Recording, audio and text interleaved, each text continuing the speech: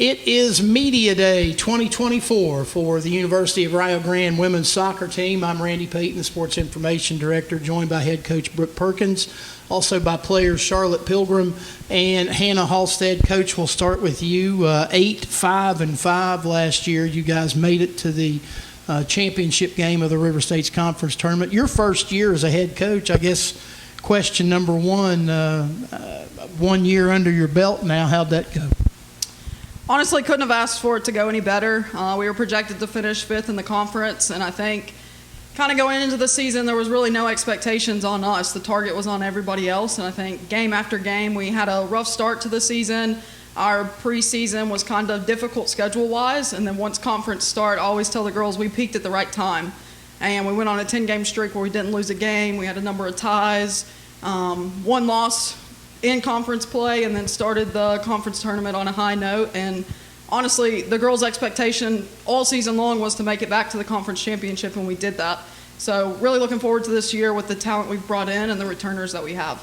You lose to IUK in PKs in that championship game, and you know for an 8-5-5 year, that's a tough way to see it in. You were just that close to making the national tournament.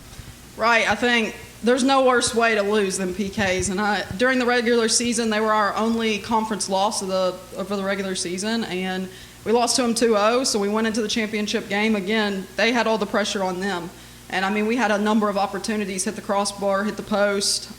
Just couldn't kind of quite get over that hump, and just looking forward to playing them again. Ladies, we talked to the coach about it being her first year, a transition for her, a transition for you guys as well with a new coach. Kind of talk about how that went last year. It went really well. I think we all kind of came in with an open mind, not knowing what to expect, and we kind of just went week from week. Started off a little rocky, but once we all kind of understood that we were here for the same goal, I think our team gelled together and our team culture helped carry us over the line. Hannah? I think that it was like definitely a trust the process kind of moment, because coming in we didn't know anything about her. It was just like what we had with each other. We lost a few key players, so we had to also figure out how to connect with each other on a new level, but having her come in definitely made us stronger in the end. You had 6 players that got all River States Conference recognition last year, 2 of them on first team. Hannah was one, Amora Albano, and also Yitzka Demuke on the second team. Those are pretty good pieces to build around as you look to this season. Right, I think I've told everybody through the recruiting process, our returners, all of our incoming players, we're returning 8 of our 11 starters last year, and I think that speaks for itself. All 8 of those players were key players for us, some of those earning honors on the all-conference team like you mentioned. Expectations high for them this year, but I think we've also brought in some key players that are going to impact those roles that we lost a few players. You talked about how there wasn't a whole lot expected out of Rio soccer last year, but yet you're number 2 in the poll this year, so obviously there are some expectations. Right, I always say, I mean, it's easier to go into a game as an underdog, so we do have a bit more pressure on us this year, but again, returning 8 out of 11 starters in the game of soccer, I think we're up for the challenge. All the girls, our goal for the season is to win conference, and I think that's a good place to start. We're building off the foundation that's been laid, and I think our foundation is really strong. Charlotte, your last go-around at this, obviously high expectations, I'm sure, not only from other schools in the league, but from you as a senior as well. Yeah, definitely. I think for getting to the championship game 3 years in a row and not being able to make it over the line, this one, final year, very much hoping that we can finally win that and go to nationals. So for those of us who are leaving, we can get to experience that, and then hopefully the team can build off of it in the years to come. As one of the veterans on this team, do you embrace a leadership role? I try to, but I listen to Hannah. She's next to me when we play, so it's I try to do a bit of both be a leader and a listener, and I think now a lot of the team do kind of see me in one of those leadership roles, so I've kind of embraced it with me coming from like my first years where I wasn't a leader to last year and this year, kind of picking up some of the reins. Hannah, your thoughts on what to expect this year? Like I said, everybody, at least in the league, has you guys behind, I think, Kokomo in the preseason poll. There are some pieces to work with this year. Yeah, definitely. I think that having like the starting 8 from last year will definitely have a big impact on us. We just have to make sure that our new 3 players will be able to connect the pieces with us. I know a lot of us have a really strong drive right now to win that championship for our seniors, so I think it'll be good. Talk about the team chemistry to this point. Obviously, got some players back, but there are some newcomers to the mix as well.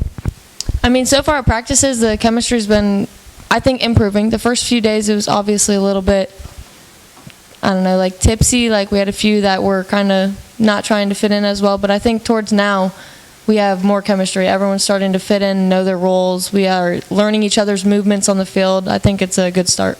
Coach, what's your take on what you've seen through practice thus far? We mentioned you have some blocks to build around. There are some new faces, and kind of talk about some of those. All right, so we have 2 big transfers for us this year. Sarah Strada kind of is going to shift into that center back role, and I think she fits our system really well. She's confident on the ball. She's very, very personable, I would say. I mean, she's fit in really well off the field, but on the field, she's going to be a crucial component for us this year. And then another transfer, Madison McKenzie, still trying to figure out where she's going to fit in. She's very, very technical. She looks good in the midfield, might use her on the wing a bit as well. But those are going to be 2 key players for us. As far as chemistry goes, I think the first couple practices are always tense. You know, you have 7 new players, 2 of those being transfers that have played at the college level, and some of our returners start to feel that pressure. But I think pressure, I always say pressure is a privilege. So without that pressure, we're not going to be able to take this program to the next level.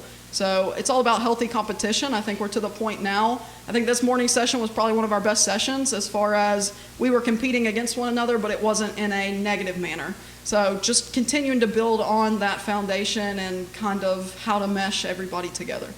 Charlotte, as we record this, we're a couple of days out from the season opener against Bluefield.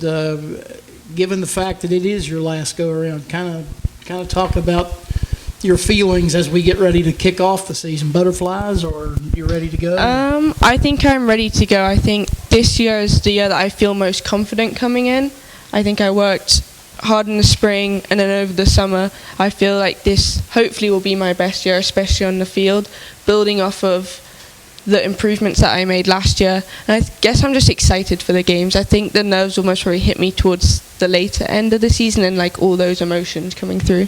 Coach, one last thing for you. Pick second in the River States Conference, kind of scout the rest of the league. Is that right where you think you need to be?